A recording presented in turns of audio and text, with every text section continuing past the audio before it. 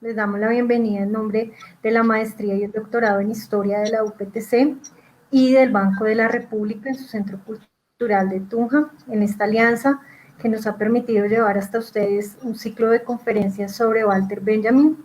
Cerramos el día de hoy la cuarta y última conferencia, Usos y abusos de Benjamin por los posmodernos. El conferencista Antonio E. de Pedro nació en Oviedo, España, es doctor en Filosofía y Letras con especialidad en Historia del Arte por la Universidad Autónoma de Madrid. Su trayectoria intelectual ha recorrido los campos de las relaciones entre arte y ciencia, la filosofía y teoría de la historia y las manifestaciones de la cultura visual, particularmente en los ámbitos culturales españoles y latinoamericanos. Ha participado en más de 20 libros individuales y colectivos de edición internacional. Es autor de artículos especializados publicados en revistas de Alemania, España, Brasil, Colombia, Estados Unidos, México y Venezuela. Ha sido fundador y presidente de la Red de Estudios Visuales Latinoamericanos, REVLAT, fundador y coordinador editorial de la revista electrónica Artefacto Visual, profesor e investigador de diversas universidades públicas de España, México y Colombia. Actualmente se desempeña como profesor de tiempo completo en la Escuela de Ciencias Sociales, la maestría y doctorado en Historia de la Universidad Pedagógica y Tecnológica de Colombia. Allí también es editor jefe del subcomité de publicaciones de la Facultad de Ciencias de la Educación.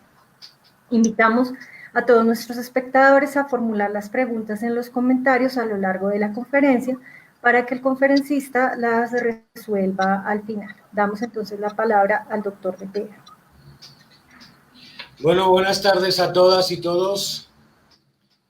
Vamos a dar inicio a nuestra última conferencia de este ciclo de 4 conferencias en torno al pensamiento benjaminiano, la obra compleja, rica del pensador berlinés y alemán.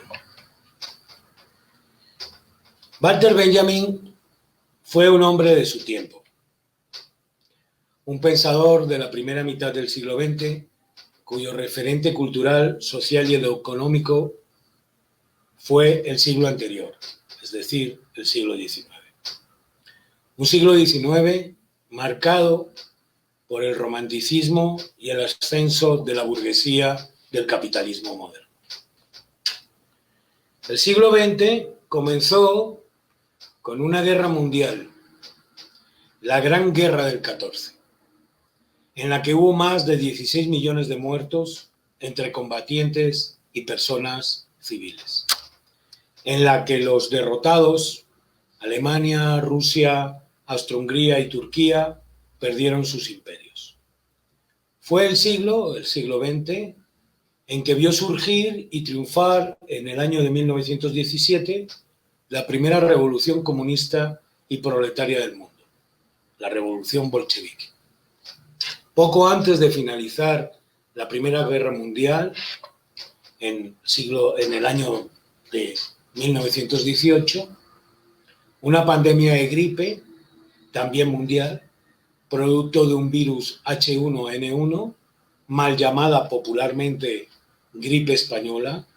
Es bueno recordar aquí que su origen fue un campamento militar de los soldados que habían regresado de la Primera Guerra Mundial en los Estados Unidos. Esta pandemia asoló los Estados Unidos y Europa, extendiéndose a la mayor parte del planeta. En un año, simplemente en un año, murieron entre 20 y 40 millones de personas. En el año 1929, en pleno proceso de recuperación de esta Primera Guerra Mundial, y tras los llamados locos años 20, vino una gran depresión económica que duraría toda la década de los años 30. Iniciada con el famoso crack del Jueves Negro bursátil de Nueva York.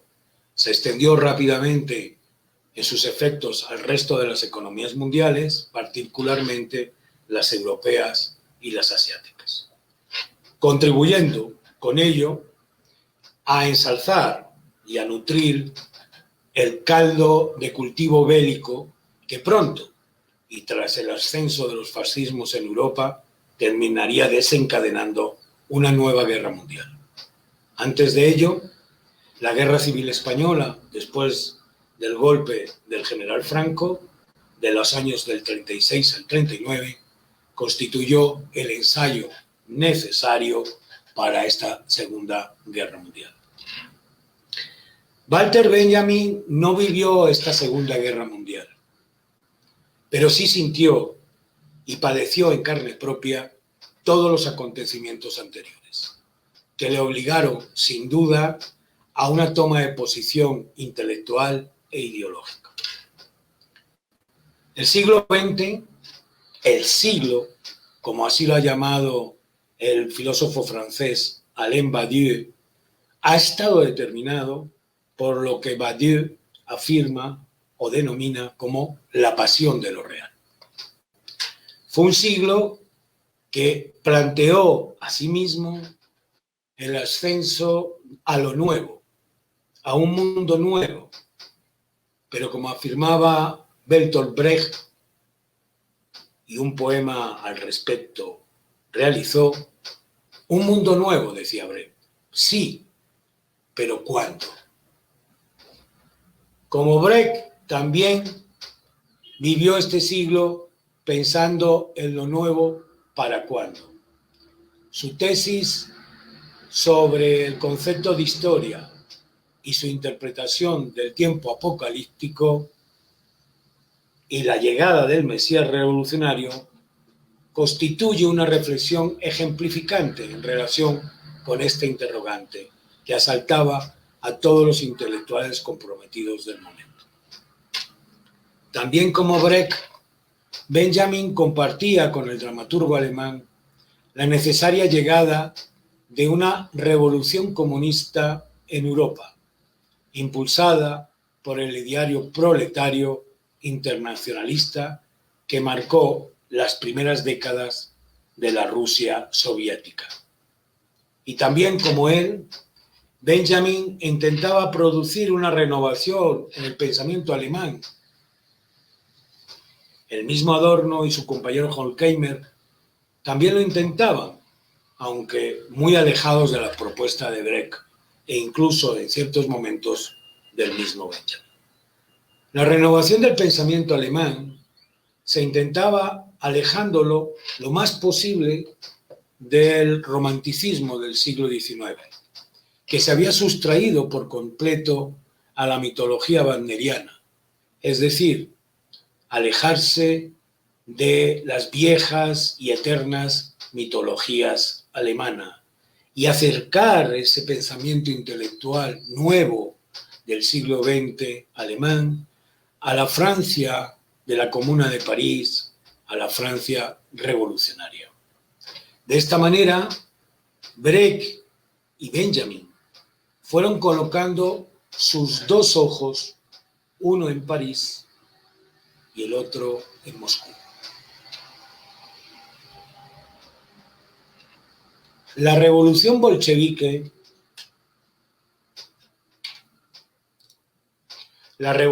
bolchevique de 1917 había supuesto el gran despertar, la irrupción, como señalase Trotsky, de las masas, de los que nada tienen que perder en la historia. El compromiso de cualquier intelectual revolucionario del momento era soñar la revolución que se avecinaba. Y ello, a pesar de sus críticas y dudas sobre el sucesor de Lenin, con la gestión de Stalin y de su progresivo abandono del internacionalismo proletario abrazado por su sucesor. El ojo en la URSS de Benjamin y de Brecht observaba con atención lo que allí estaba pasando. Así lo recoge Benjamin en su diario de entrevistas con Brecht en Dinamarca. Y cito, comienzos de agosto, Brecht. En Rusia domina una dictadura sobre el proletariado. Hay que evitar renegar de ella mientras lleve a cabo cometidos prácticos a favor del proletariado, es decir, mientras colabore en un equilibrio entre proletarios y campesinos, bajo verificación preponderantemente los intereses del proletariado. Fin de la cita. Días después, nos dice Benjamin, en ese mismo diario que llevó de estas conversaciones en el exilio que residía Brecht en Dinamarca, que Brecht le comunicó que en la URSS había una, literal, monarquía obrera. Y yo, dice Benjamin, comparé este organismo con los grotescos caprichos de la naturaleza que a veces se extraen del fondo del mar en forma de pez cornudo o de cualquier otra monstruosidad. Una máxima de Brecht, dice Benjamin, no conectar con el buen tiempo pasado, sino con el mal tiempo presente.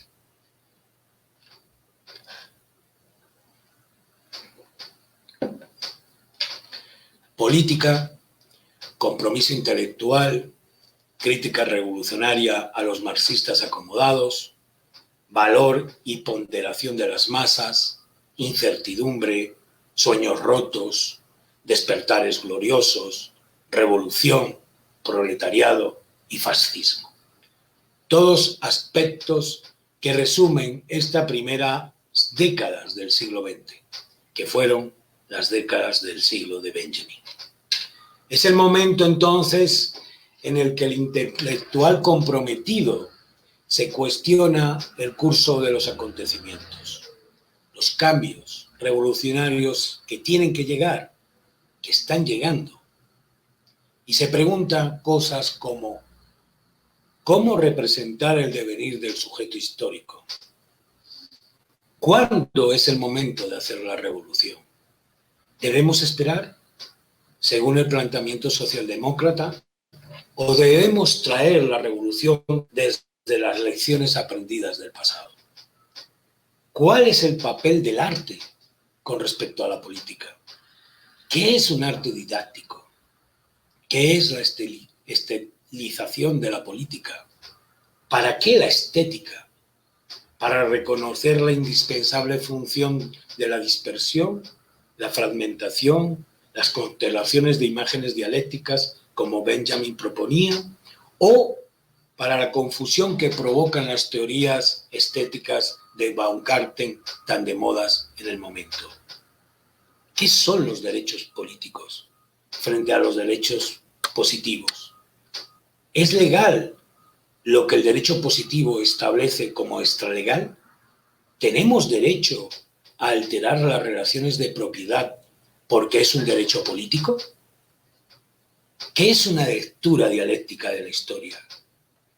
¿Qué es hacer historia?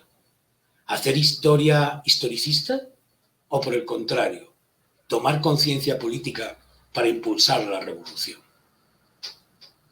¿Cuándo llegará por fin lo nuevo? ¿Está ya lo nuevo entre nosotros? ¿Podemos saber qué va a pasar o se está atrapado en el espejismo, en la fantasmagoría, afirmaría Benjamin, de una forma antigua como lo nuevo? Al respecto de lo nuevo, Benjamin nos dice lo siguiente. Lo nuevo es una cualidad independiente del valor de uso de la mercancía. Es el origen de ese halo intransferible de las imágenes que produce el inconsciente colectivo. Es la quinta esencia de la falsa conciencia, cuyo agente incansable es la moda. Este halo de lo nuevo se refleja tal un espejo en otro, en el halo de lo de siempre igual. El producto de esta reflexión es la fantasmagoría de la historia cultural, en la que la burguesía paladea su falsa conciencia. El arte que empieza a dudar, dice Benjamin, de su cometido y deja de ser inseparable de su utilidad, tiene que hacer de lo nuevo su máximo valor. Tiene que hacer su albirter rerum novarum, que es el snob. Fin de la cita. Lo nuevo para Benjamin, como también para Brecht, solo puede llegar, como afirma Alain Badiou, tomado de la ruina, es decir, solo habrá novedad en el elemento de una destrucción íntegramente consumada. Es así entonces, en la ruina, en lo que realmente nuevo puede apoderarse del mundo.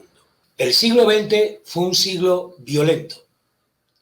Su violencia se observa desde nuestro siglo XXI como un anatema. Un siglo violento que nuestra sociedad actual posmoderna no ve con buenos ojos. La revolución ansiada por Brecht y Benjamin era una revolución violenta. En general, toda conquista y lucha por los derechos sociales han estado marcados por una violencia de tipo social y política. Incluso el mismo Gandhi, paladín de la no violencia, no hubiese obtenido la independencia de la India si la mayoría de la sociedad india no hubiese estado dispuesta a luchar y a sacrificarse por este derecho. El Mesías revolucionario no suele venir en días de rosas y vino. El Mesías revolucionario viene a destruir el recuerdo de los vencedores. Y su impulso destructor debe estar incluido en lo que Benjamin llama la auténtica escritura de la historia. En ella reside el impulso de destrucción que tiende hacia la salvación. Y dice Benjamin, pero ¿de qué puede ser salvado algo que ya ha sido? No desde luego del desprestigio y del desprecio en el que ha caído, sino de ser transmitido de una determinada manera. El modo y manera en que el pasado es elevado a herencia es más desgraciado que lo que pudiera ser su desaparición. Fin de la cita. La ideología de la liberación fue parte sustancial del impulso de la violencia política durante el siglo XX.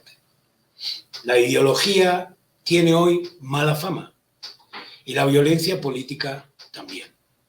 Pero ambas fueron signos que identifican el siglo anterior y sus luchas de liberación de los pueblos. Pensemos simplemente en Vietnam, Camboya, Argelia, el Medio Oriente, África, Latinoamérica. Quizá por ello, la posmodernidad ha declarado la muerte de las ideologías y con ello pretende condenar y perseguir toda violencia política. La no ideología del pensamiento posmoderno actual es la nueva ideología del capitalismo global. Alain Badiou señala al respecto del concepto de ideología en el siglo XX lo siguiente.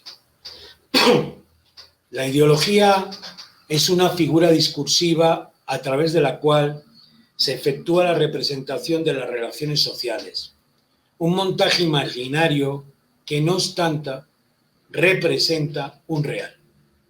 En ella, por lo tanto, hay, sin duda, algo casi teatral. La ideología pone en escena figuras de la representación en que la violencia primordial de las relaciones sociales, la explotación, la opresión, el cinismo desigualitario, está enmascarada. La ideología organiza, separa de lo real expresado, sin embargo, por ella. Fin de la cita. Por su parte, el pensador inglés Terry Eggleton, en su libro Dulce Violencia, la idea de lo trágico, señala respecto de la revolución y la violencia que ella desata lo siguiente. Las dimensiones políticas que importa se dan entre aquellos para quienes nuestra situación es calamitosa y aquellos que la consideran una chocante hipérbole izquierdista o alarmismo apocalíptico. Bajo estos postulados de Eggleton, Benjamin se encontraría en el primer grupo. Por eso, afirma Eggleton, Walter Benjamin no encuentra su utopía o reino de Dios en la consumación triunfal de la historia, sino entre las ruinas, como los detritus de las esperanzas truncadas y los cuerpos rotos que se apilan ante nuestros ojos horrorizados hasta oscurecer el cielo, se convierten en una señal de alarma de que las últimas esperanzas no pueden depositarse en el evolucionismo, el historicismo o el tiempo secular. Por lo que, según Benjamin, hemos de volver nuestra mirada al Mesías, que chapuceando aquí y allá con el cosmos logrará transfigurar todo de golpe. Fin de la cita. ¿Qué es entonces la violencia revolucionaria para el mismo Benjamin? La respuesta a esta pregunta nos la ofrece el pensador berlinés en una de sus tesis sobre la historia. Y cito: la conciencia de hacer estallar en el continuo de la historia es propia de las clases revolucionarias en el instante de su acción. El día del comienzo del nuevo calendario funciona como un recolector histórico del tiempo, y en el fondo ese mismo día vuelve siempre en forma de los días de fiesta, que son días de rememoración. Para Benjamin, la insurrección es la fiesta final, el día en que suenan las campanas del domingo y llega el Mesías revolucionario con su afán de redención. Ahora bien, las revoluciones las hacen las multitudes organizadas. Benjamin, en varios de sus textos, particularmente en aquellos sobre Baudelaire, tuvo especial atención a esas multitudes modernas. Las masas, como las llamaba el filósofo español Ortega y Gasset. Si el siglo XX es el siglo de las multitudes, también lo es de las manifestaciones políticas. Manifestaciones que atraviesan, como afirma Alain Badiou, la figura insurreccional de la política en el siglo XX. Para Benjamin, como para Badiou, la insurrección es una fiesta, final del cuerpo que se ha dotado en nosotros. Y cito a Badiou: la acción última de la fraternidad. Si la concepción que el siglo hizo de la fiesta, al inscribirse en el paradigma de la manifestación y la insurrección, sostenía que ella debía, en todo caso, interrumpir brutalmente el régimen ordinario de las cosas. A muchos lectores e intérpretes actuales del pensamiento benjaminiano no les agrada el Benjamin revolucionario. O bien le restan importancia, o bien lo omiten de sus interpretaciones. Con más frecuencia de la deseada, lo transforman en un pensador anticipador de la ideología posmoderna, de sus luchas por la equiparación social, por los derechos humanos, por los humildes. Pero una interpretación de Benjamin, sin el papel que éste le asignó al sujeto histórico marxista, es decir, al proletariado, es un Benjamin ciertamente desvirtuado. El filósofo español Reyes Mate es uno de esos autores en los que su interpretación de Benjamin, ha escrito ya 2 libros en relación con el pensamiento del filósofo, se centra en 2 aspectos.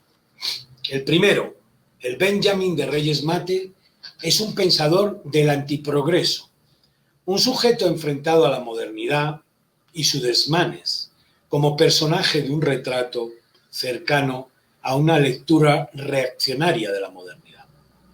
Y digo fuertemente reaccionaria, porque el origen del término reaccionario, como saben ustedes, se deriva de aquellos intelectuales conservadores de la tradición que veían en el pensamiento moderno la siembra de todos los males de la humanidad. El segundo aspecto de la lectura del Benjamin de Mate lo entiendo yo más bien como una acción dirigida a convertirla a Benjamin simplemente en un lector de Marx.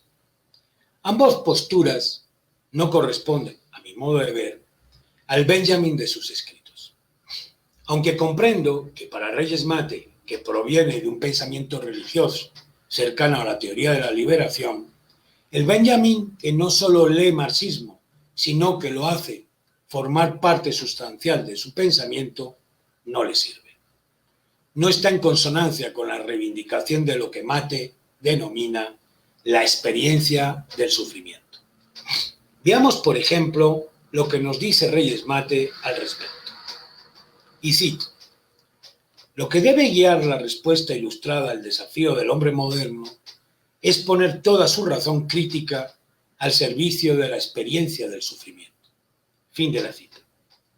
Eso supone, según el pensador español, y cito, un vuelco radical de la filosofía, porque si el sujeto que piensa es el que sufre, entonces el sufrimiento se convierte en un lugar filosófico de la verdad, algo a la que la filosofía no estaba acostumbrada.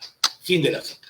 Para Reyes Mate, Marx cifra ese sufrimiento solo en el sufrimiento del proletariado, aunque no deja de reconocer que Marx entiende ese proletariado como el que representa el conjunto de la sociedad, y al liberarse el proletariado, de sus cadenas, también lo haría de la sociedad, lo haría toda la sociedad.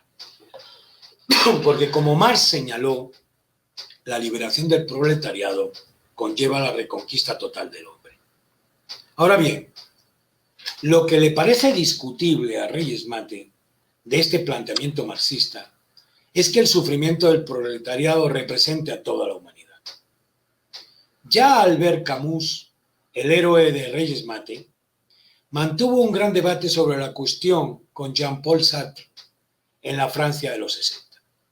Así, para Mate, si Marx afirma que el proletariado sufre por sus condiciones de trabajo, dejaría fuera de foco a aquellos otros sufrimientos que no sean alcanzables por los cambios económicos. De esta manera, al reducir Marx todo el abanico de actividades humanas al concepto del trabajo, señala Reyes Mate, y cito, corremos el peligro de declarar inexistente todo sufrimiento que no es producto del trabajo. Fin de la cita. Pero, ¿en dónde sitúa Reyes Mate el planteamiento de Benjamin en relación con todo esto? La respuesta a esta interrogante la ofrece el autor en diversos momentos de su texto, que de manera resumida supone una interpretación del concepto tiempo apocalíptico de Benjamin. Lo primero que señala Reyes Mate al respecto es que, y cito, el tiempo apocalíptico funciona de otra manera. Lo fundamental es interrumpir la lógica en vigor de la historia. Para el tiempo apocalíptico, el secreto del futuro reside en la interrupción de la lógica del progreso. Fin de la cita. Y yo me pregunto, ¿quién está llamado por la historia a interrumpir esta lógica del progreso? Nada nos dice Mate al respecto. Por el contrario, Benjamin afirma que quien con su acción histórica, que es acción política, interrumpe esa lógica del progreso, es el sujeto histórico. ¿Quién es este sujeto histórico? En varias ocasiones, lo hemos señalado a lo largo de estas 4 charlas en relación con el pensamiento benjaminiano, el sujeto histórico para Benjamin no es otro que el proletariado de Marx. Ese mismo proletariado que Reyes Mate encuentra insuficiente.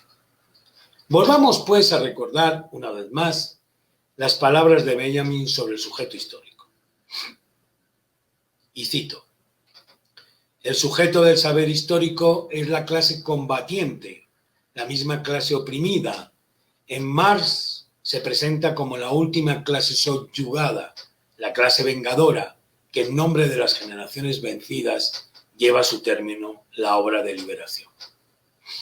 Benjamin concuerda con Marx que es la clase obrera la que debe adquirir conciencia de clase y así convertirse en la clase combatiente. Otro ejemplo a resaltar de la lectura que realiza Reyes Mate del pensamiento benjaminiano tiene que ver con la misma idea del tiempo mesiánico. Así Mate señala lo siguiente, y cito, si el final es la reconciliación, hay que considerar bienaventurados a los que padecen injusticia, porque los vemos desde el final. Y visto desde el final, los que padecen injusticia no son injustos, sino justos privados de la justicia. La lógica benjaminiana da por hecho que la justicia absoluta nos precede, porque de lo contrario, lo que son víctimas de la injusticia no serían bienaventurados, sino desgraciados. Fin de la cita. El mayor problema con el que se enfrenta Reyes Mate en esta reflexión es que al haber eliminado el sujeto histórico, el sujeto de la historia materialista del pensamiento benjaminiano, se rompe el delicado equilibrio existente en la estructura binómica planteada por el pensador alemán. Se rompe con la idea de poner la teología al servicio del marxismo, como señaló en muchas ocasiones Benjamin. Y Mate, por el contrario, sitúa exclusivamente a Benjamin en el plano teológico de origen judío. No es cierto, por otra parte, como afirma Reyes Mate, que el giro apocalíptico de Benjamin implica, y cito, una alianza entre mesianismo y tradición de los oprimidos. Fin de la cita. Ya vimos hace un momento cómo este tipo de interpretaciones están destinadas a debilitar lo que el mismo Benjamin llamaría la fuerza mesiánica del proletariado. La estrategia de Reyes Mate es la de vaciar de contenido la parte marxista de Benjamin, con frases ya muy manidas como Benjamin posee una visión del marxismo que es poco ortodoxo y cosas por el estilo. Y si bien Mate afirma que ciertamente la visión benjaminiana de la historia es materialista y no idealista, es precisamente por lo que Benjamin no es idealista y combate el idealismo del siglo XIX, por lo que Reyes Mate quiere negar tan insistentemente el uso del marxismo por Benjamin. El filósofo italiano Giorgio Agamben ha ido mucho más allá que Reyes Mate, en un Benjamin simplemente lector de Marx. Con su prodigiosa erudición sobre textos clásicos y religiosos, sitúa a Benjamin en la esfera de la recuperación del pensamiento paulino. En su libro, El tiempo que resta, comentario a las cartas de los romanos, Agamben convierte a Benjamin en un lector y seguidor de Pablo, padre del cristianismo. Y cito, en cuanto podía saber, solo Taues, y se refiere a Jacob Taues, estudioso alemán del judaísmo del siglo XX, había sugerido una posible influencia de Pablo sobre Benjamin, pero su hipótesis se refiere a un texto del inicio de los años 20 del siglo pasado, el famoso texto de Benjamin sobre el fragmento teológico político, que Benjamin pone en relación con Rom 8:19-23. Dice Agamben, la intuición de Taues, nos confirma Agamben, es en verdad acertada. Fin de la cita. Sin embargo, para el filósofo italiano hay también diferencias sustanciales. Y cito, mientras en Pablo la creación fue sometida sin quererlo a la caducidad y la destrucción, y por ello gime y sufre a la espera de su redención, en Benjamin, en una inversión genial, la naturaleza es mesiánica, precisamente por su eterna y total caducidad, y el ritmo de esta caducidad mesiánica es la felicidad. Fin de la cita. En la tesis 11 de Benjamin, sobre el concepto de historia, señala respecto a la relación trabajo, naturaleza, hombre. Y cito, tal y como se le concibe en nuestros días el trabajo, apunta a la explotación de la naturaleza, explotación que con ingenua suficiencia se opone a la del proletariado. Comparadas con esta concepción positivista, las fantásticas imaginaciones de Fourier, que dieron pábulo a tantas burlas, revelan un sorprendente buen sentido. Para él, para Fourier, el efecto del trabajo social bien ordenado debería ser que 4 lunas iluminaran la noche de la tierra, los hielos se retirarán a los polos, el agua del mar dejará de ser salada y los animales salvajes se pusieran al servicio del ser humano.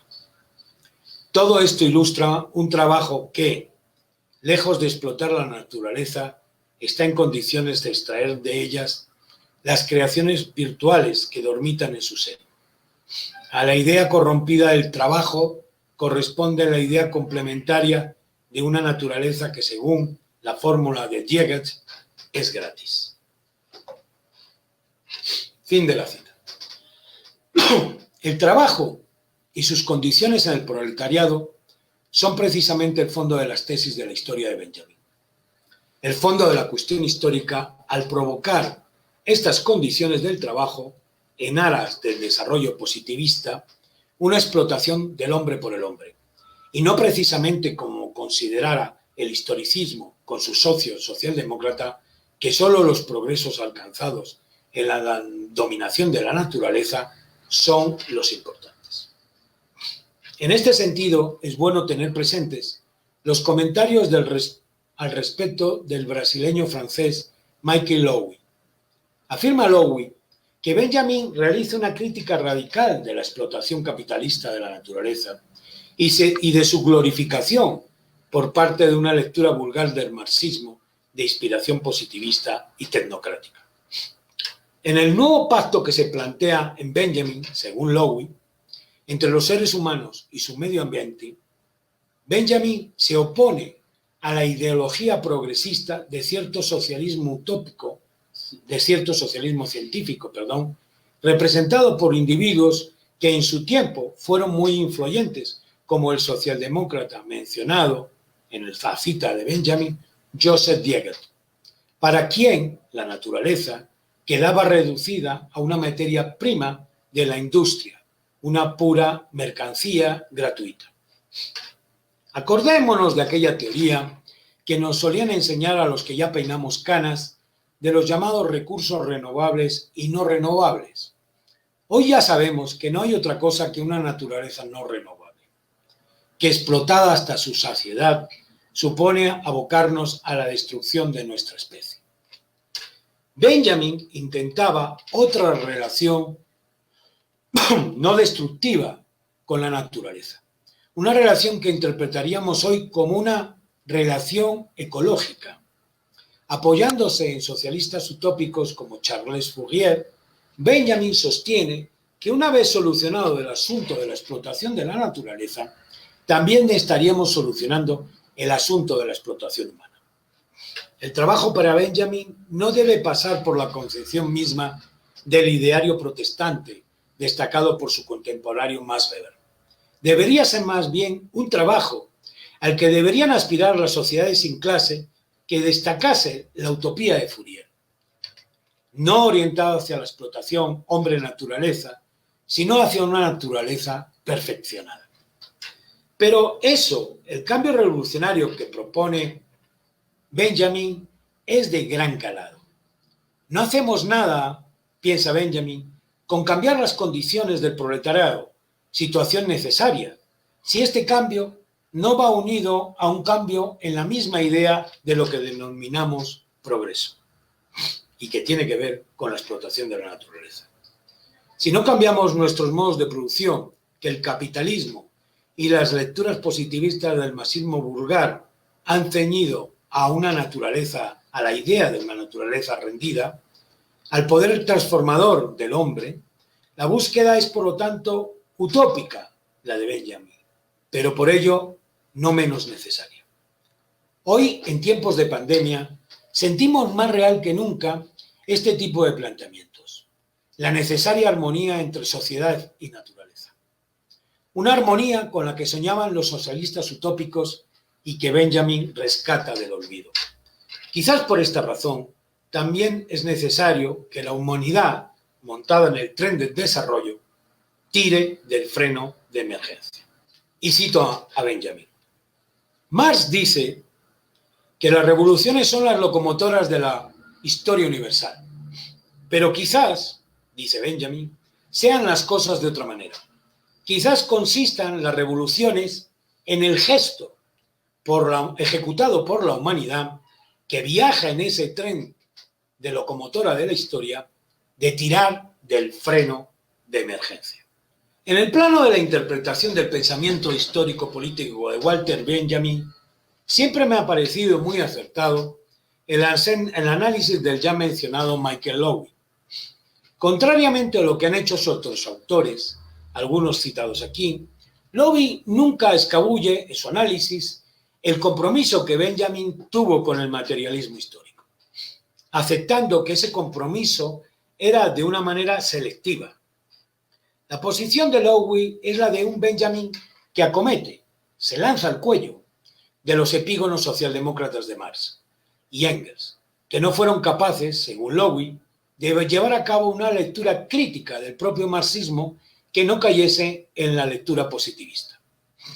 La refundación del materialismo histórico que, según Lowy, emprende Benjamin, teniendo presentes sus lecturas de la teología, yo llamaría esto más bien puesta al día, retoma los temas esenciales del marxismo, como son el Estado como dominación de clase, la lucha de clases, la revolución social, la utopía de una sociedad sin clases. Y tendrá como resultado, según el pensador francés, una reformulación crítica del marxismo. Un marxismo, y cito, que incorpora al corpus del materialismo histórico astillas mesiánicas, románticas, blanquistas, libertarias y fourieristas. O mejor, la fabricación a partir de la fusión de todos estos materiales, nos dice Lowy, de un nuevo marxismo herético y radicalmente distinto de todas las variantes, ortodoxas o disidentes de su tiempo. Un marxismo mesiánico, que no podía sino suscitar, como le había previsto el mismo Benjamin, perplejidad e incomprensión. Bajo el dominio de esa perplejidad e incomprensión que dice Lowy, el Benjamin marxista fue ocultado durante décadas por no encontrar su tesis acomodo dentro del llamado marxismo ortodoxo, del marxismo vulgar, cientifista y economicista. De otra manera, Adorno y Horkheimer, amigos y publicistas de su obra, derivaron la riqueza y complejidad de su pensamiento hacia terrenos, llamémoslo así, menos comprometidos, que se ajustaban mejor a un retrato de Benjamin, de sus ideas, como cercanas a los planteamientos de la Escuela de Frankfurt. Así surgió entonces, en los años 60, 70, el Benjamin de la Escuela de Frankfurt. Proyecto este, el de Adorno y de Horkheimer, que, como ya destacó la filósofa norteamericana Susan Budmarsh, no se ajustaba, y cito, claramente a la tradición filosófica hegeliano-marxista, al rechazar Horkheimer y Adorno el concepto de historia como progreso e insistir en la no identidad de razón y realidad. Rompía definitivamente con Hegel al separar su filosofía de toda referencia al proletariado y rompía radicalmente así con Marx. Se dice, y la misma Budmarsh lo reafirma, que Adorno, el amigo y protector económico de Benjamin, bebió su influencia hasta el final. Es cierto que Adorno impulsó, tras el suicidio incomprensible para él, y ahí están las cartas que mantiene con el Lawson para decir que ese suicidio de Benjamin le parece totalmente incomprensible, y más aún en aquel lugar perdido de Portbou, la publicación de sus obras en muchos casos sin gran éxito. Y buscó siempre Adorno que fuese un autor leído y que tuviese su sello propio en el mundo de la filosofía del siglo XX. Pero no es menos cierto también que Adorno leyó a Benjamin en lo que le era familiar al pensamiento de su dialéctica negativa, y negó al Benjamin del sujeto histórico de la historia, al Benjamin revolucionario amigo de Brecht. De esta manera, Adorno contribuyó a que durante mucho tiempo Benjamin fuese leído en aulas, en universidades, como parte de el Adorno y su escuela de Frankfurt. Era ese, entonces, el nacimiento del Benjamin Stetta, el gran innovador de las metáforas y las investigaciones empíricas, y de los estudios sociopsicológicos. Pero el Benjamin, revolucionario, político y revolucionario, el transgresor, enemigo acérrimo de la socialdemocracia, el crítico de la refundación marxista, que diría Lowy, el defensor de las causas perdidas de la lucha proletaria, ese Benjamin quedó enterrado bajo el Benjamin de Adorno. Para esta lectura, que mejor podía mostrarse del pensamiento benjaminiano para la lectura de Adorno, eran sus excelentes estudios sobre la literatura francesa y alemana, del arte barroco alemán, del romanticismo, y particularmente el Benjamin de la obra del arte en la era de su reproductibilidad técnica. Texto hoy cuasi mítico al que cualquier posmoderno que se precie debe referirse. Voy a permitirme contarles una anécdota personal. Cuando a principios de los años 80 del siglo pasado, yo era todavía un estudiante de la especialidad de Historia del Arte en mi Universidad Autónoma de Madrid, tuve mi primer acercamiento al pensamiento de Walter Benjamin, de manos de mi maestro y profesor de estética, Valeriano Bozal. Era lógico, pues, que el Benjamin que en ese momento conocí era el Benjamin de Adorno, el Benjamin de la Escuela de Frankfurt, el Benjamin Esteta. Walter Benjamin fue un filósofo tardíamente traducido al castellano. La primera traducción no se hizo en España, sino que llevó acento argentino y fue realizada por Héctor Álvarez Murena en 1967 bajo el título Ensayos escogidos para la editorial Argentina Sur. En el año de 1970, la famosa editorial venezolana Monte Ávila sacó un libro sobre Benjamin con el nombre de Sobre el programa de la filosofía futura y otros ensayos a cargo de Roberto José Bernengo. Un año después, aparece la primera edición en España, en 1971, concretamente en Barcelona, de la editorial Edasa. El libro lleva el título de Angelus Novus y era simplemente una reedición camuflada de los ensayos de Murena. Jordi Ibáñez, que es el editor y prologuista de la última edición de Taurus de Las Iluminaciones de Benjamin, resalta el carácter cuasi esotérico de las ediciones argentina y venezolana. Era pues, un Benjamin enfocado hacia cuestiones como teoría cabalística del lenguaje y mesianismo. Un Benjamin, nos dice Ibáñez, que tuvo, no obstante, y quizás por esto, un notable éxito editorial. Ninguno de estos libros los he leído y no marcaron mi vida. No fue hasta que aparecieron las ediciones traducidas y prologadas por el desaparecido filósofo español Jesús Aguirre, que hizo para Taurus, como publicaciones como Iluminaciones 1 en el año de 1971 e Iluminaciones 2, 3 y 4 de los años 72, 74 y 75, y El discurso interrumpido 1 del año 1973, libro que aún permanece en mi biblioteca, que pude acercarme a ese Benjamin que ya no era solo el que nos heredó Adorno, sino que en ese tiempo pasaba también por ser el Benjamin que Jesús Aguirre creó. Aguirre y las tendencias estéticas de la época, de finales de los años 70 y principios de los 80, se centraban en destacar el concepto de aura en Benjamin. Aguirre insistía en ello, y mi maestro Valeriano Bozal también. Cito unas palabras de Aguirre.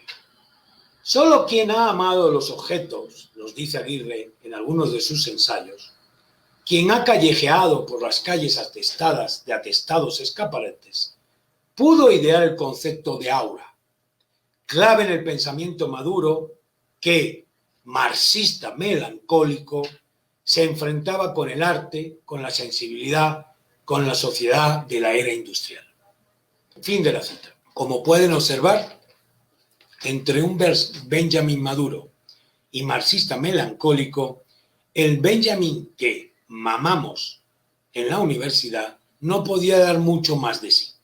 Afortunadamente, y para su tranquilidad, El Benjamin de Aguirre ha quedado superado hace mucho tiempo. Pero a nivel editorial en castellano, el asunto de un Benjamin fragmentado, esotérico, melancólico y romántico no ha sido definitivamente superado hasta los inicios del siglo XXI, cuando, en el año 2006, la editorial Avada publicó todas sus obras mostrándonos por fin la personalidad y la profunda complejidad del pensamiento benjaminiano. Artículos, libros de correspondencia, libros de autores que resaltan aspectos diversos de su pensamiento, no han parado de salir de las imprentas de medio mundo en este siglo XXI.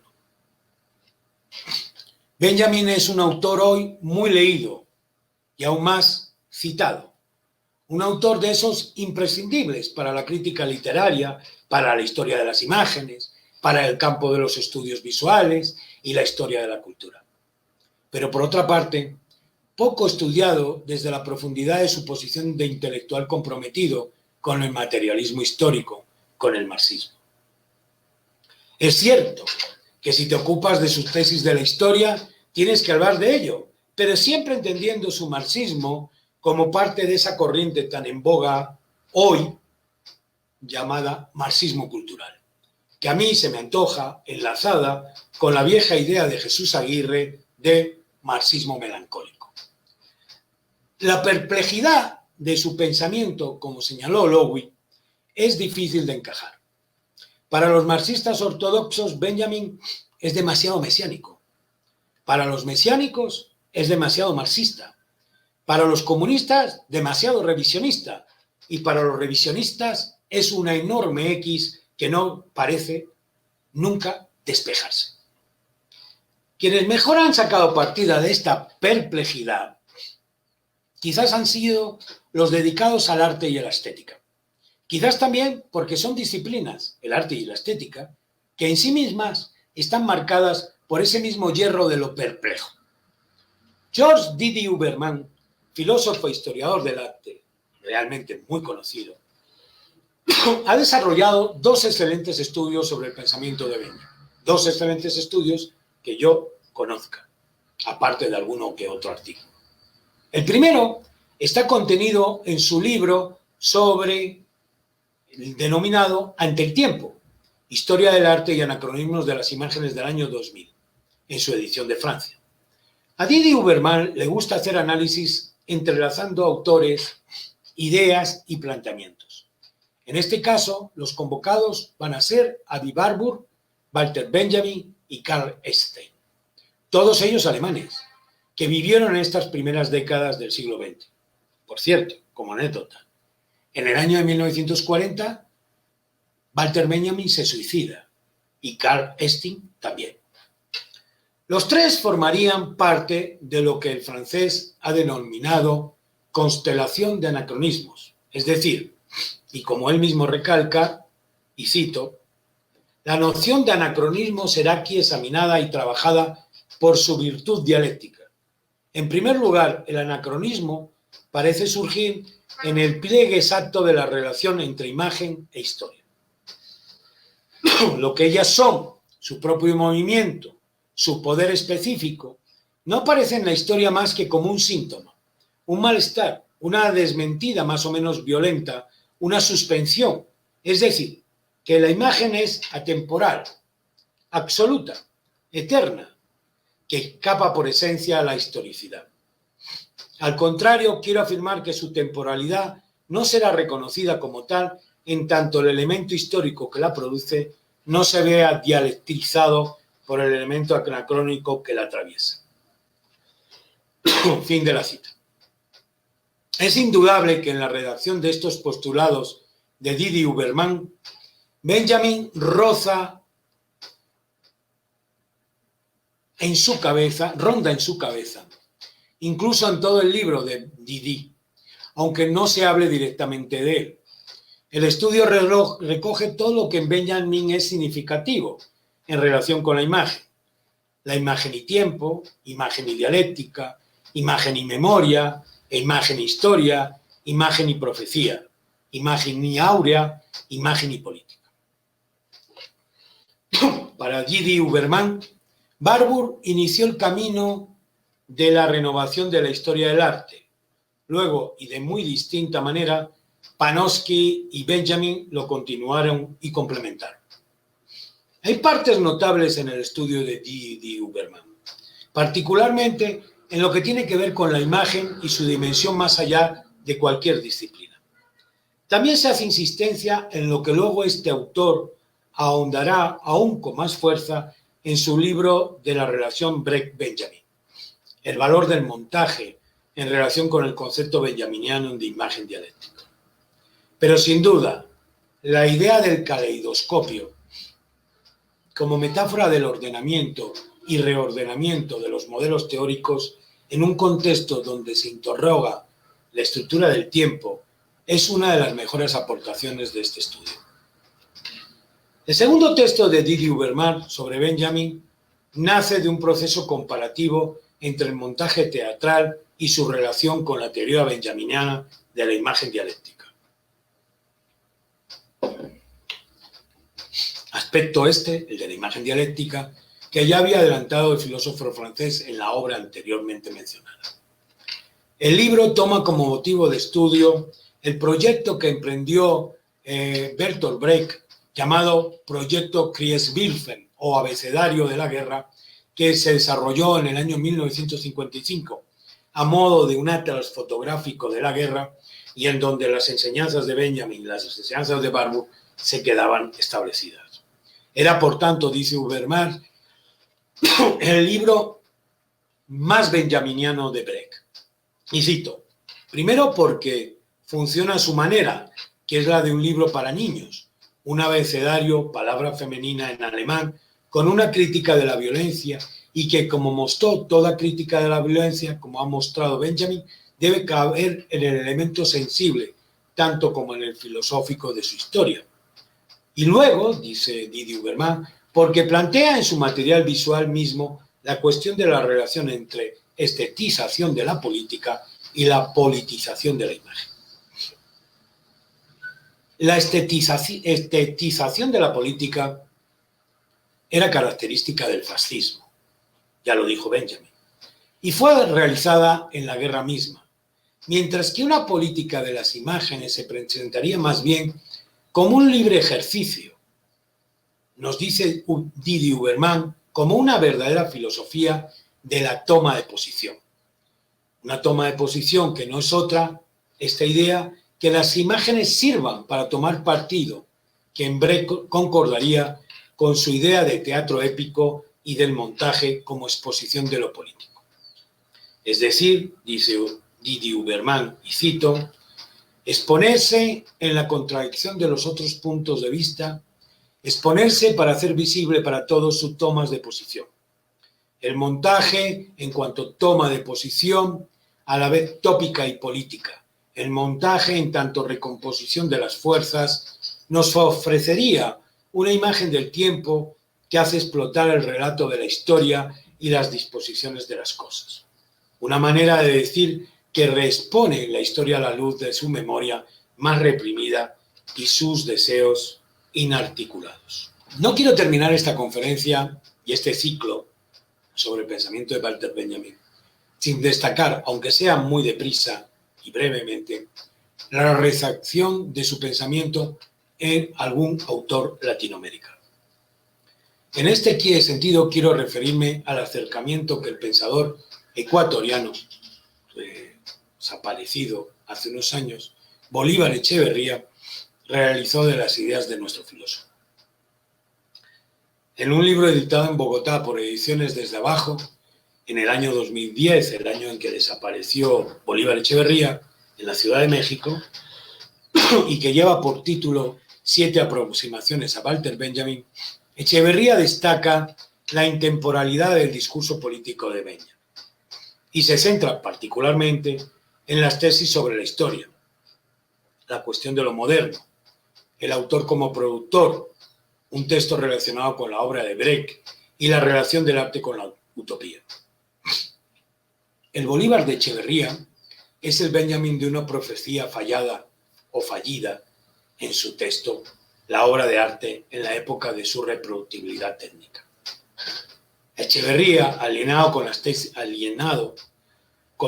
de Adorno y Horkheimer, en su estudio de la industria cultural de su emblemática obra Dialéctica de la Ilustración, encuentra que el sueño de Benjamin de un arte de masas para el proletariado ha terminado convertido en una industria del espectáculo para unas masas, y cito, amorfas de seres sometidos a un estado autoritario, manipulada al antojo de los managers de un monstruoso sistema generador de gustos y opiniones, cuya meta obsesiva, destaca el pensador latinoamericano, es la reproducción en infinidad de versiones de todo tipo, de un mensaje apologético que canta la omnipotencia del capital y alaba las mieles de la sumisión. Echeverría destaca que la profecía de un arte post-aurético sí llegó, pero de una manera negativa a la que Benjamin había pronosticado, por el lado malo. Benjamin, afirmaba Bolívar Echeverría, fue de los últimos en llegar al comunismo clásico y quizás, dice el pensador ecuatoriano, el último en defender. Y cito, el suyo no era un comunismo del compañero de ruta, del intelectual que simpatiza con el destino del proletariado explotado o que intenta incluso entrar en empatía con él, sino el comunismo del autor productor, judío, proletarizado, el mismo e incluso lumpenproletarizado en la Alemania del detenible ascenso del nazismo. Fin de la cita. El comunismo, finaliza Echeverría, ese proyecto histórico dirigido a revertir esa enajenación, la de la humanidad autoenajenada, transustanciada en esa entidad que Marx llamó el capital o sujeto sustitutivo, responde al fascismo con la politización del arte.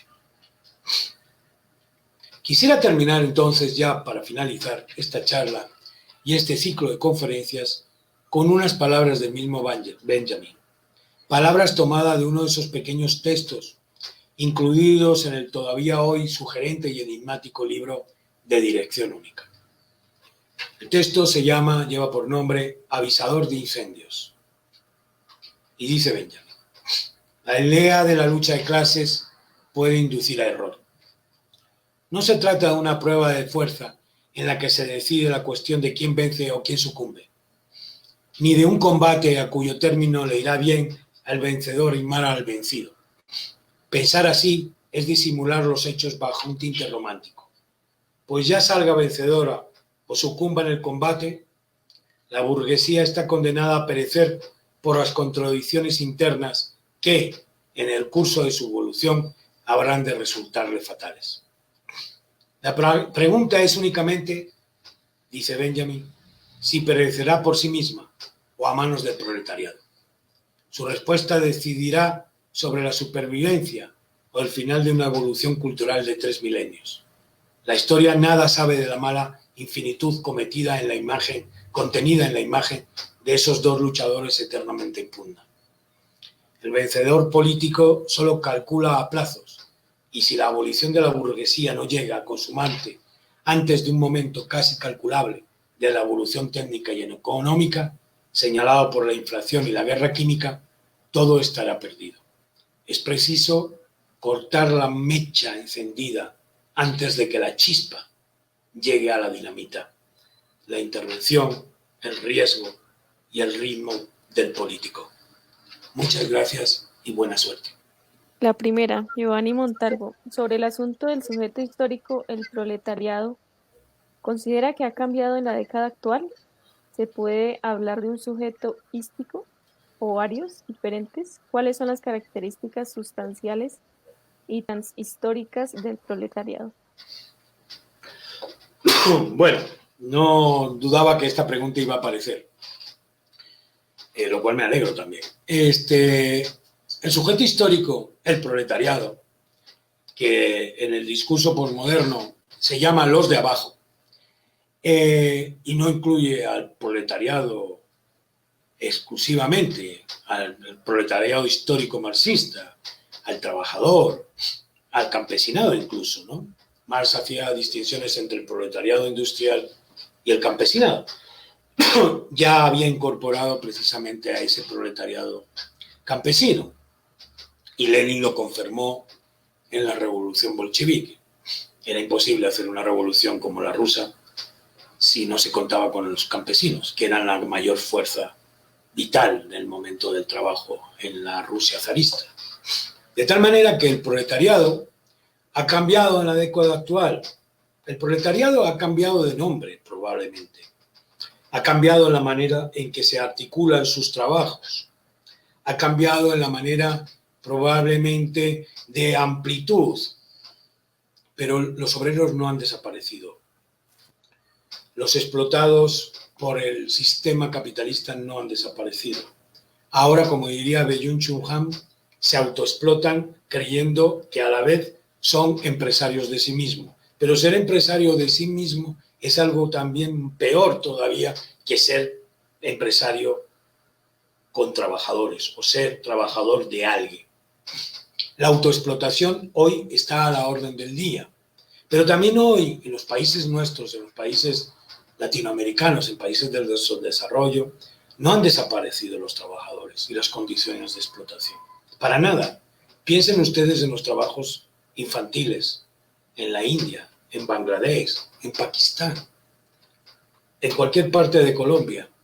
Piensen ustedes también en cualquier parte de Latinoamérica.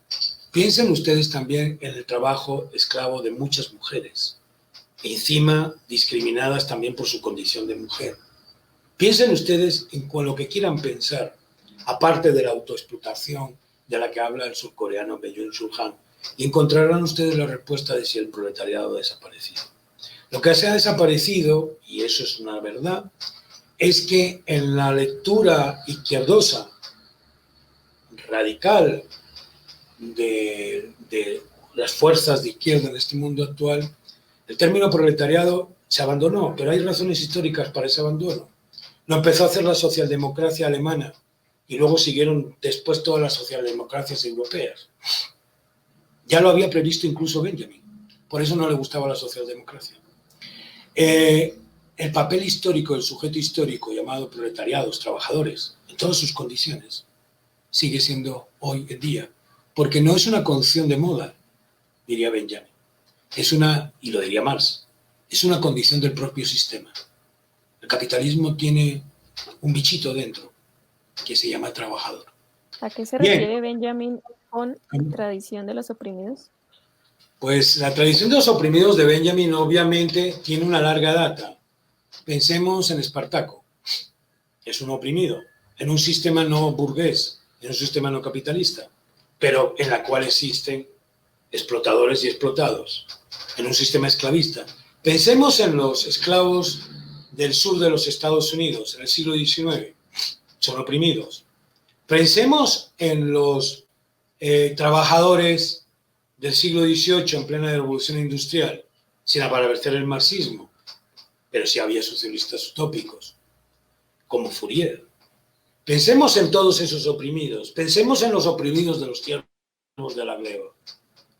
Pensemos en esos. Esos son los oprimidos de la tradición de los oprimidos de Benjamin, que es la tradición de los oprimidos que el proletariado, como clase del capitalismo, como bichito dentro del capitalismo, recoge o debe reconocer en las clasificaciones de Benjamin, debe reconocer todas sus luchas, todas sus derrotas. Acuérdense de aquel dicho tan famoso de los viejos comunistas, de derrota en derrota hasta la victoria final.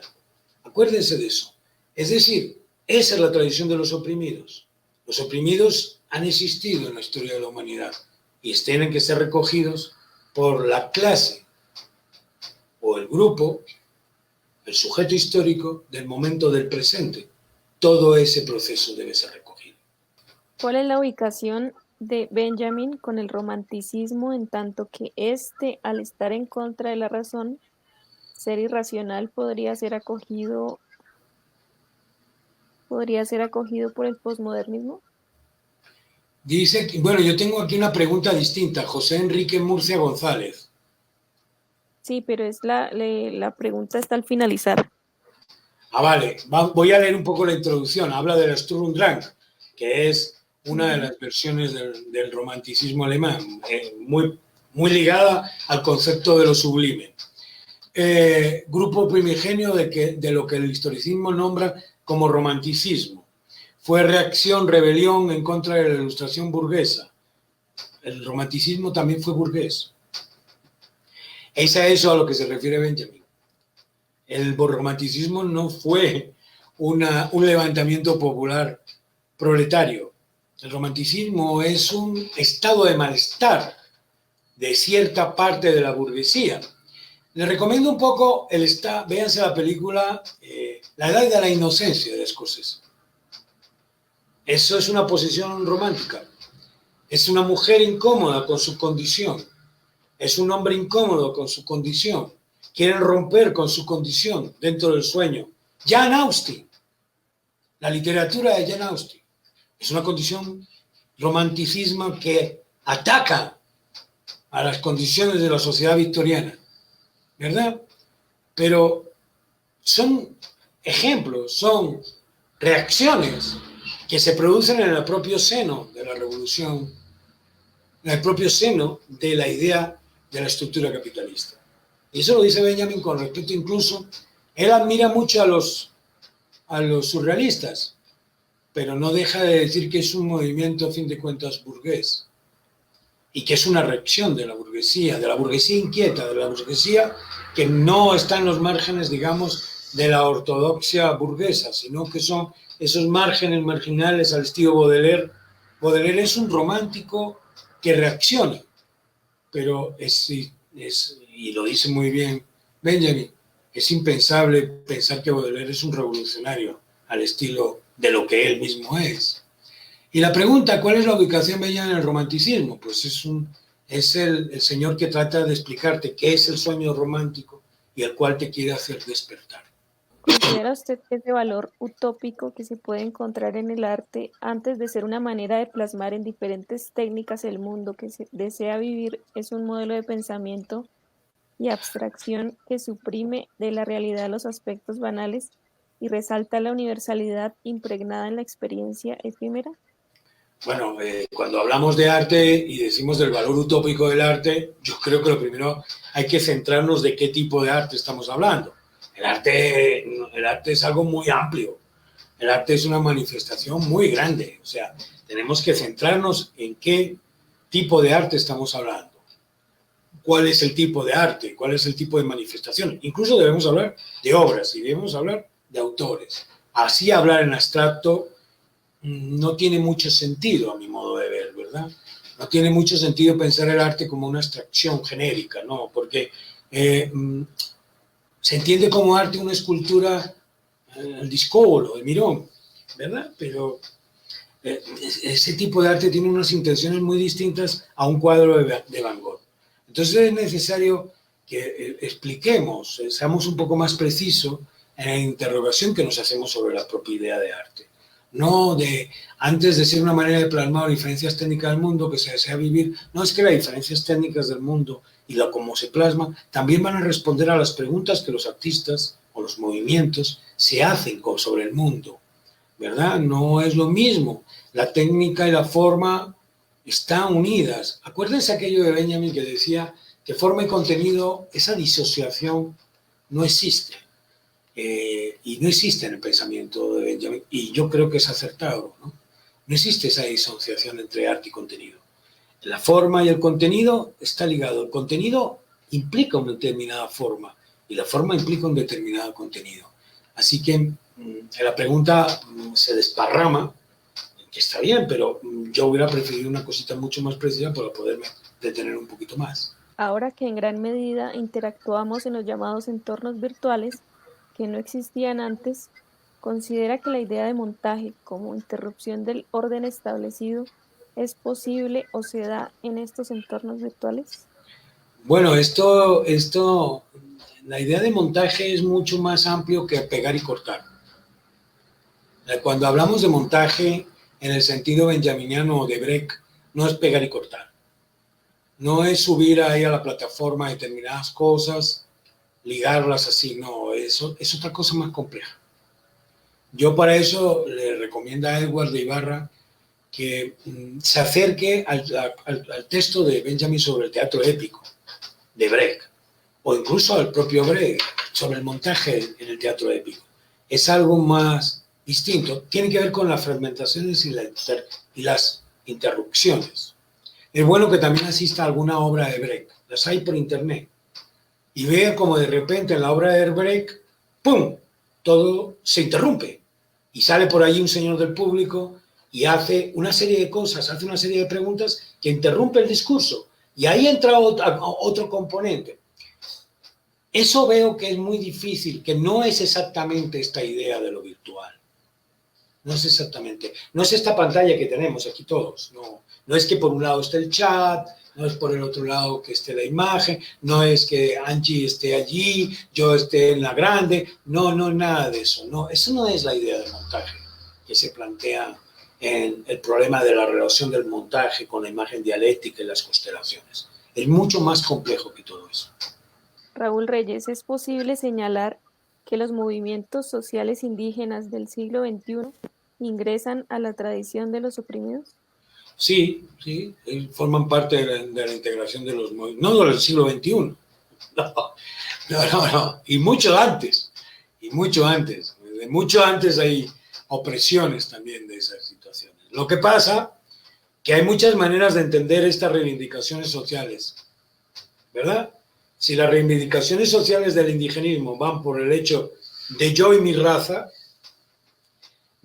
y yo, ¿verdad? Ahí no vamos a terminar básicamente en un discurso muy marxista, ahí vamos a terminar en un discurso muy fascista, ¿verdad? Entonces, el problema del oprimido indígena es oprimido por un discurso racista histórico, ¿verdad? Pero, y oprimido porque normalmente el indígena vive situaciones de pobreza. Es oprimido por dos razones, pero la básica es porque es pobre. Los negros son oprimidos por ser pobres también, básicamente pobres. Históricamente han sido fuerza de trabajo, ¿verdad? En una sociedad como la norteamericana, los negros con dineros parecen menos negros, aunque haya racismo sobre el color, pero no se les va a oprimir por ser pobres. En los estados del sur de los Estados Unidos, en Alabama, se es negro y se es pobre, y entonces se oprime por las dos razones, pero sobre todo porque eres pobre. En España hay un dicho muy ilustrativo de esto. Los jeques árabes que tienen mucho dinero son queridos, admirados. El rey emérito español tiene mucha correa al respecto de eso, ¿verdad? Sus relaciones con los grandes jeques son millonarios. Ellos no son nada más que árabes jeques. Pero el pobre musulmán que cruza en patera desde Marruecos, ese no es ningún jeque árabe. Ese es un moro. Un moro. Ese ya no es árabe, ya no es musulmán, ¿no? Es moro. Y por lo tanto, ¿por qué? Porque es pobre, ¿verdad? Porque es pobre. Así que esa condición, exclusivamente porque seas de una raza o de otra, no es exclusivo. Las reivindicaciones raciales, sabemos dónde terminan. No hace falta que les cuente más. Santiago Díaz, la idea de sufrimiento como una consecuencia que afecta no solo al proletariado, sino que es la consecuencia atada de la idea del progreso ad infinitum, ¿podría ser una de las razones para alejarse del aspecto político de Benjamin? Bueno, eso interpretar es libre. Quiero decir que ha habido muchos pensadores y políticos de la izquierda, de la izquierda de los de abajo, para que los entendamos. No quiero emplear el término populista, pero podríamos emplearlo también, que han roto con toda la idea del sujeto histórico proletario. Muchas razones que no vienen al caso aquí ahora, ¿verdad? Y ahí están las tesis de Laclau. El sujeto sin historia, o sea, la revolución sin sujeto histórico. Entonces, yo ni siquiera revolución, digamos que un proceso de igualitarismo. Si van a hacer una razón para alejarse del pueblo, bueno, depende. Otros nos acercamos a Benjamin porque encontramos ahí razones de interpretación importantes, ¿verdad? Que se mantienen. Benjamin es un mundo y ha sido utilizado de muchas maneras. Él hablaba de que él era un poco, que tenía las caras de Jano, como la máscara de Jano que se ponían a los romanos, ¿verdad? En el circo romano, ¿no? Por un lado y por el otro, ¿no? Entonces, Benjamin tiene un pensamiento que se presta para una cosa y para otra, sobre todo si se quiere interpretar de una manera y se quiere interpretar de otra. Cuando uno tiene las obras en completo de Benjamin y se mete en ellas, uno se da cuenta que eso que parece tan fragmentario, que parece por aquí, por allá, que a veces parece oportunista en algunos momentos, no, todo tiene un sentido, todo tiene una gran cosa. Susan Bunocho dice una cosa que es muy buena y es cierto. Ella dice que en Benjamin nada desaparece, todo se acomoda. Y es cierto. Cuando Benjamin entra en el marxismo, entra ya un chico más o menos formado y había trabajado mucho sobre el mesianismo, sobre el barroco, etcétera, no hace que el marxismo haga desaparecer todo lo otro, sino que hace que al marxismo entre todo lo otro, que es distinto, y lo reacomoda todo. Y así hace continuamente, ¿no? Y entonces entra el marxismo no porque se lo enseñó la fotógrafa y coreógrafa húngara, sí, la acercó, sino porque él encontró ahí que ahí estaba la pieza angular que hacía mover todo lo que él quería hacer, ¿verdad? Y ahí se puso, y ahí lo puso todo, ¿verdad? Por eso el marxismo en Marx, en Benjamin, no es la del lector, como algunos, y he mencionado aquí, quieren ver. No, es un marxista comprometido, crítico con Marx, claro. Quien es marxista y no es crítico de Marx, no es marxista, porque entre otras cosas el marxismo es algo que no lo inventó Marx. Marx no era marxista, Marx era Marx.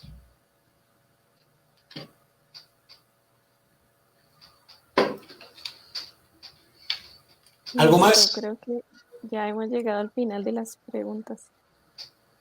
Entonces, Bueno, muchas gracias, muchas gracias de nuevo profesor. y cuídense. Buena suerte para todas y todos.